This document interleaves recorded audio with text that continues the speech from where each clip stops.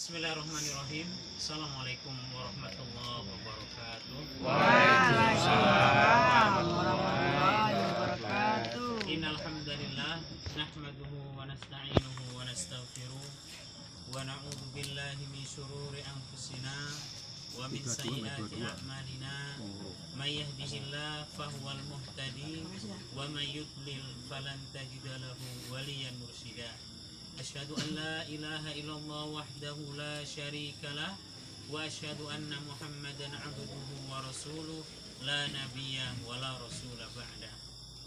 Yang kami hormati ahli bait, Bapak BC sekeluarga serta bapak-bapak, saudara-saudara yang dirahmati Allah Subhanahu wa taala. Tidak henti-hentinya kita terus bersyukur kepada Allah Subhanahu wa taala yang masih terus melimpahkan nikmatnya kepada kita, sehingga kita masih dapat bermujalasah, duduk bersama di majelis perwiridan ini.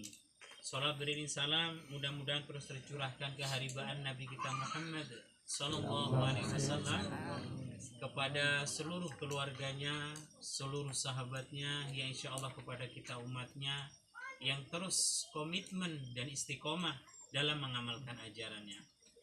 Bapak-bapak, dirahmati Allah Subhanahu wa taala, pertemuan bulan yang lalu kita sudah membahas beberapa poin.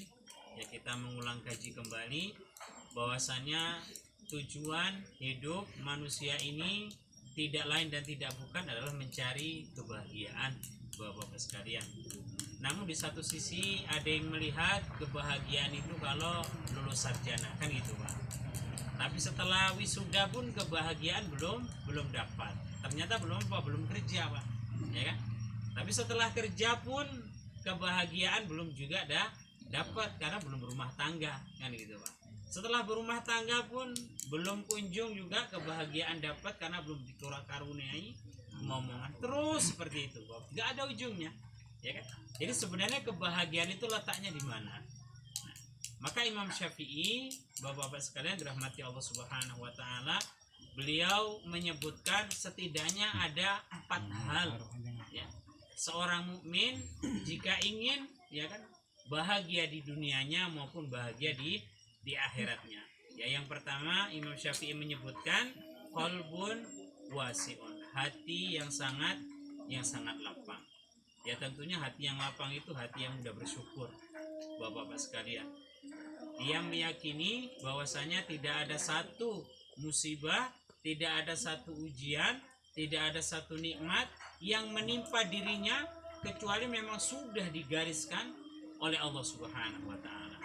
Maka tugas kita, Pak, Bapak-bapak sekalian, berbaik sangka, ya kan? Berbaik sangka terhadap qada dan qadar yang sudah digariskan penuh oleh kita.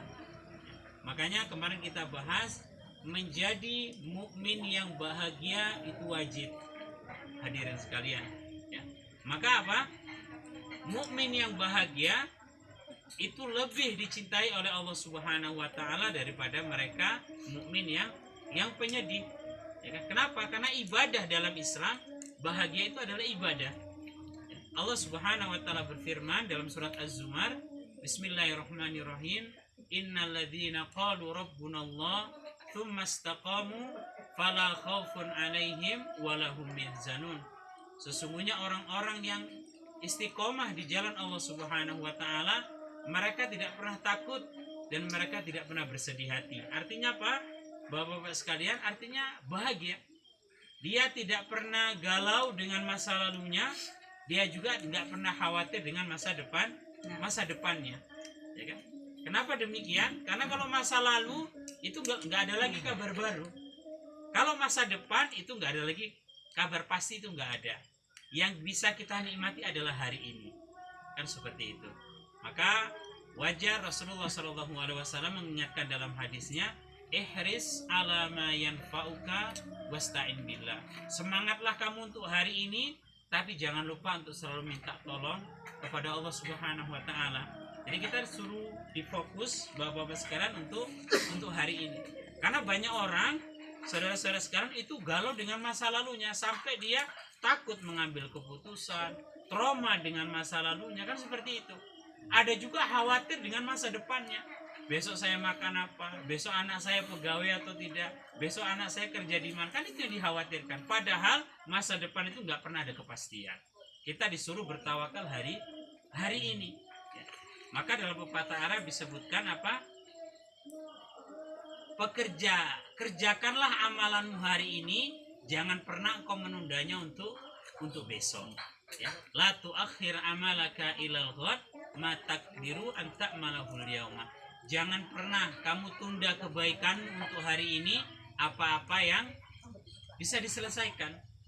Jadi jangan pernah ditunda untuk hari esok, apa-apa yang bisa dieksekusi hari ini. Kemudian bapak-bapak sekalian, ya kan, hati yang lapang juga ya adalah hati yang bahagia. Kenapa demikian? Karena orang-orang yang bahagia ini mudah mengambil keputusan. Seorang guru yang bahagia lebih mudah untuk mengajar. Orang tua yang bahagia lebih mudah mendidik anak-anaknya. Kan seperti itu. Nah, anak-anak muda yang bahagia, dia lebih mudah juga untuk berbaik sangka terhadap takdir Allah Subhanahu wa taala.